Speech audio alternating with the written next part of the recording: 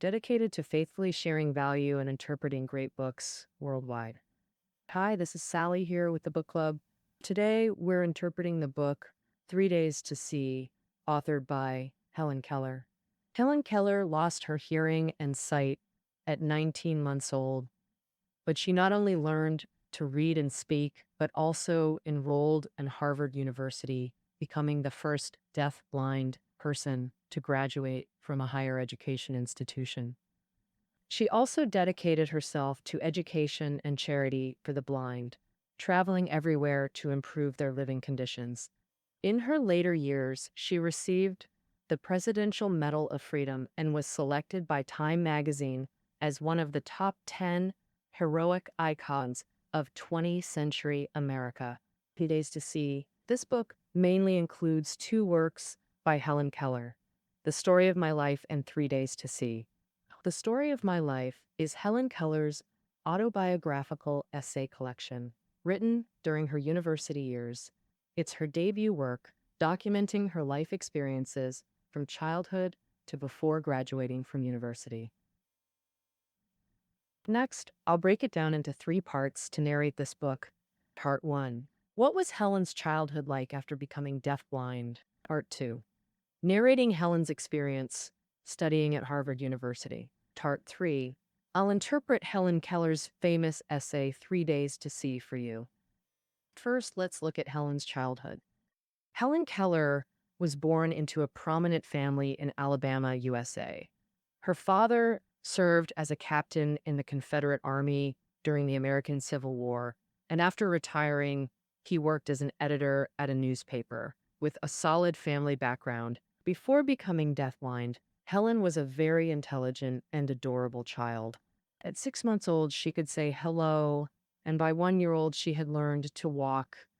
She lost her sight and hearing due to a sudden high fever, and this illness was a chaotic memory in her mind. She recalled that at the time, her eyes were dry and burning, afraid of light, and later, her vision became increasingly blurred and the light grew dimmer. One day, when she opened her eyes, she found that she couldn't see anything at all. Helen said, "I was terrified, as if startled by a nightmare, full of fear and immense sadness, that feeling I will never forget in my life." But this was not just a nightmare, it was a cruel reality. Little Helen could no longer hear any sounds or see any images. However, she longed to communicate with others, and she began to make simple gestures to express herself. Shaking her head meant no, nodding meant yes. If she wanted ice cream, she'd mimic opening a fridge. For bread, she'd gesture cutting it. To show she was cold, she'd hunch her shoulders and pretend to shiver. By age 5, Helen Keller was already clever. She'd fold laundry, put it away, and pick out her own clothes. When guests visited, little Helen would imitate her mother, oiling her hair, powdering her face, and dressing up to greet them. Though these show her intelligence, her cognitive development lagged far behind typical children her age. Child psychologist Piaget divided cognitive development into 4 stages, with ages 2 to 7 being the pre-operational stage, where Helen was.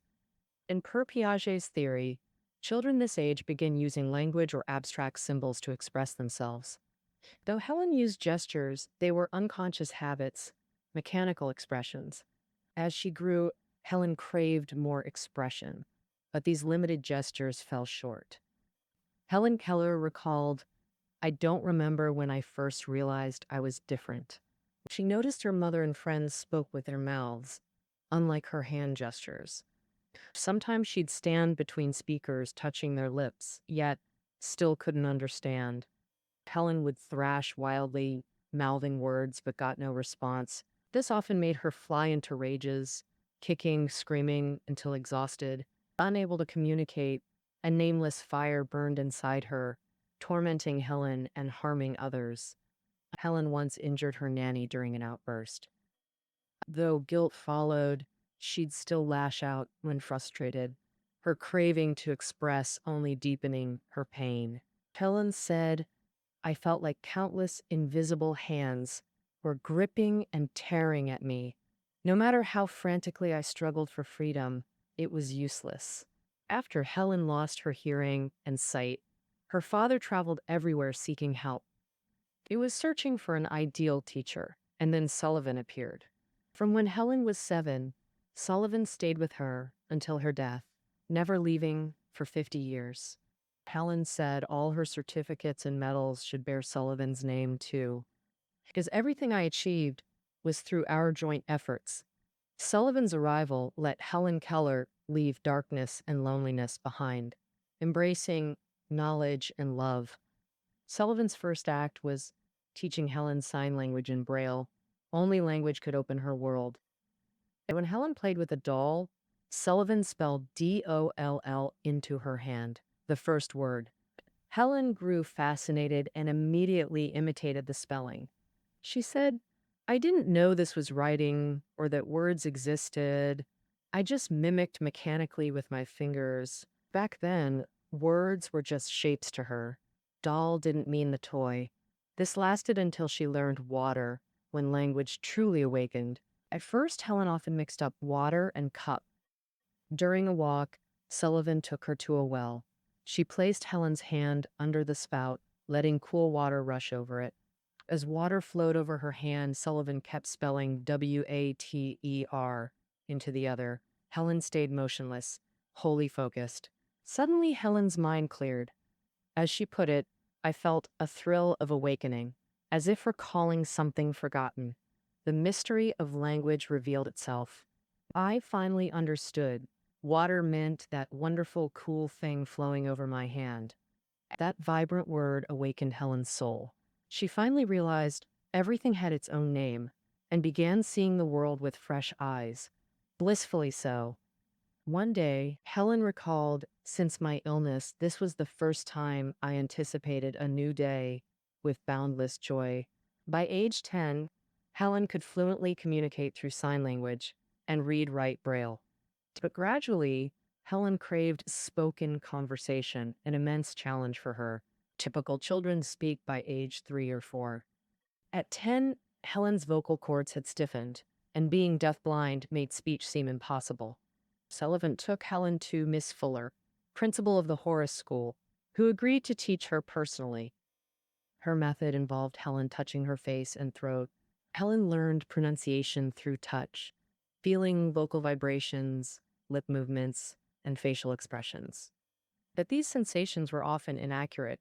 Helen said, "I forced myself to repeat words for hours until my pronunciation felt correct."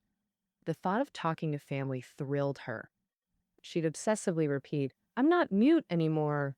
Miss Fuller gave Helen 11 lessons. Under Miss Fuller's guidance, Helen Keller spoke her first complete sentence.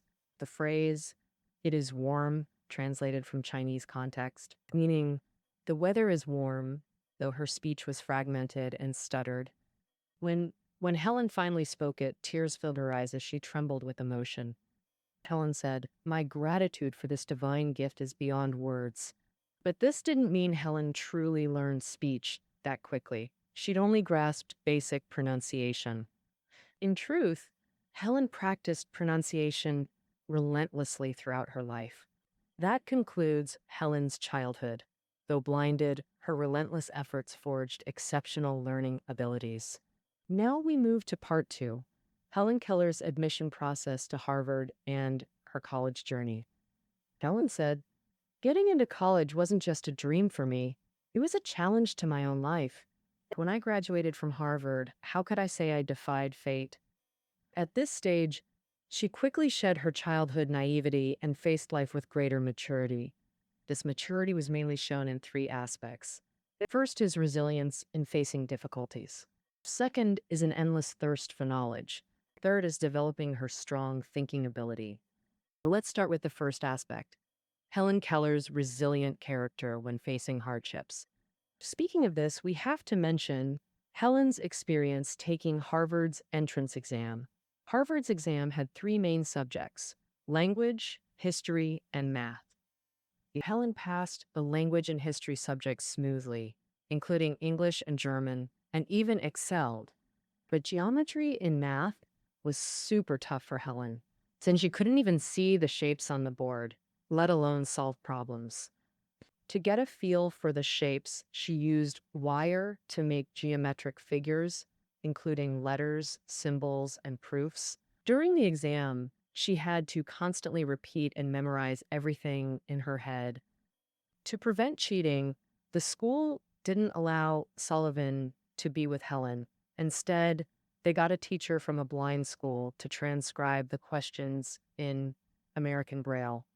However, Helen had only learned British Braille for math, so she had to spend tons of time learning American Braille. Helen wrote in her autobiography, "Honestly, even now I'm not sure I read all the symbols right."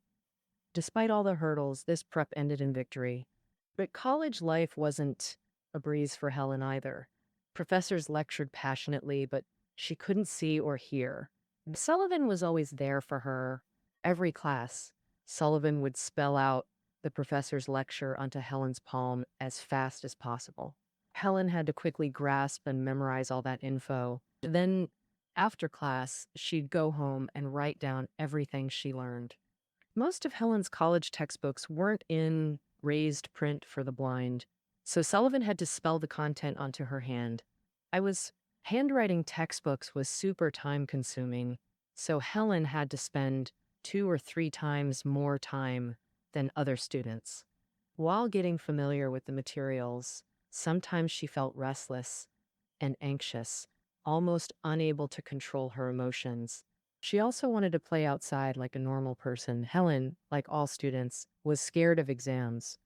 She called all kinds of exams monsters, saying that although she'd fought them many times and knocked them down, making them disgraced, they'd still get back up, scaring her pale.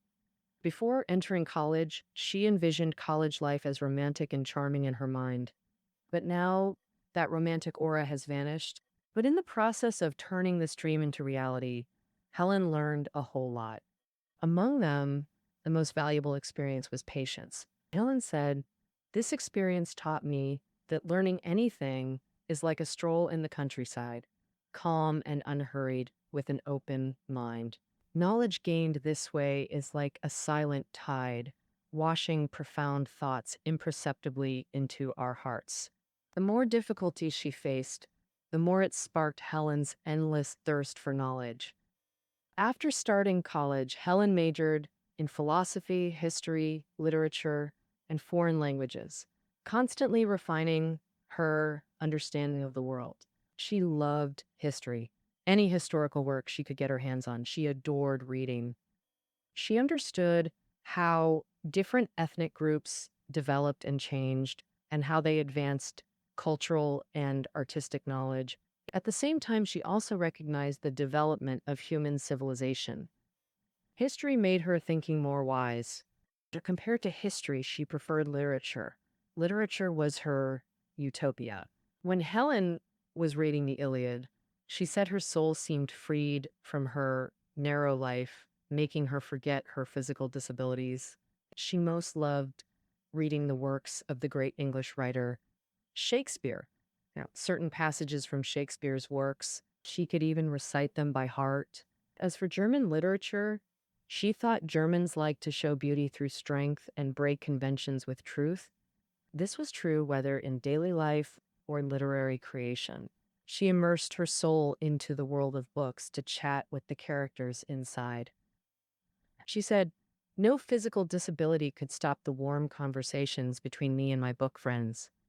We talked freely without embarrassment or awkwardness." Beyond her love for reading, in college, Helen's thinking expanded beyond her small world into society and life, evident in her questioning of wealth and equality. She visited slums multiple times where people lived in dilapidated dark houses, children underfed and barely clothed. When Helen kindly reached out to the children, they dodged aside as if fearing being hit. Helen realized society was profoundly unequal. For the poor, survival meant endless struggle, their efforts never proportional to opportunities.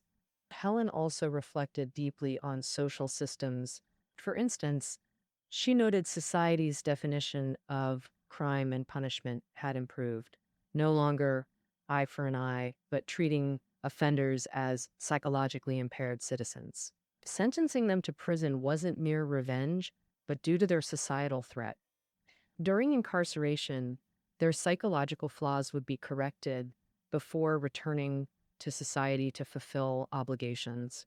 Ellen also contemplated life profoundly.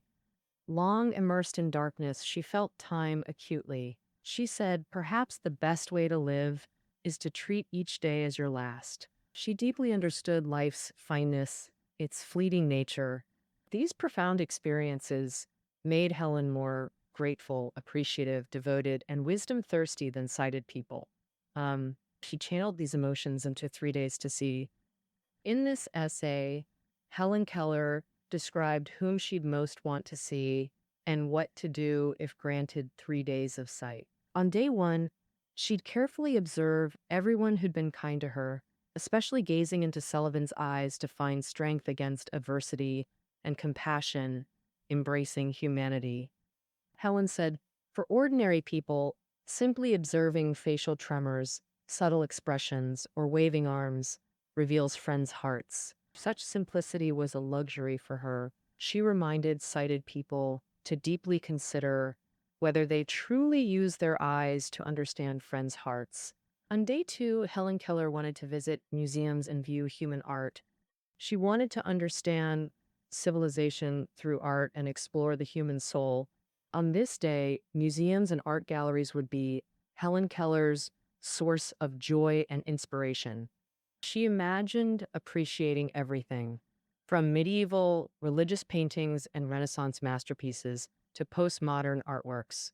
On her third day with sight, Helen Keller wanted to explore people's daily world, understanding how humans work and live. New York was perfect for this, like architecture built by gods, with millions passing through daily.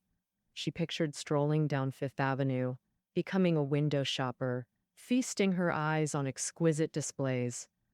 3 short days were far from enough for Helen Keller. She had so much more she longed to see.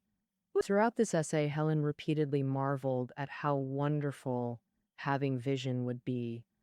What's remarkable is that, as a blind person, Helen displayed sensitivity to nature and life more intensely than many sighted people. She discovered nature's beauty through touch, feeling leaf symmetry and petals' velvety texture. When placing her small hand on a tree, she could even feel the vibrating bodies of singing birds.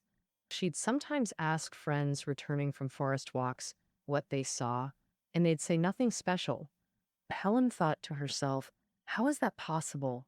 Walking in the woods for an hour without noticing anything remarkable? While I, who can't see, discover so many fascinating things just through touch.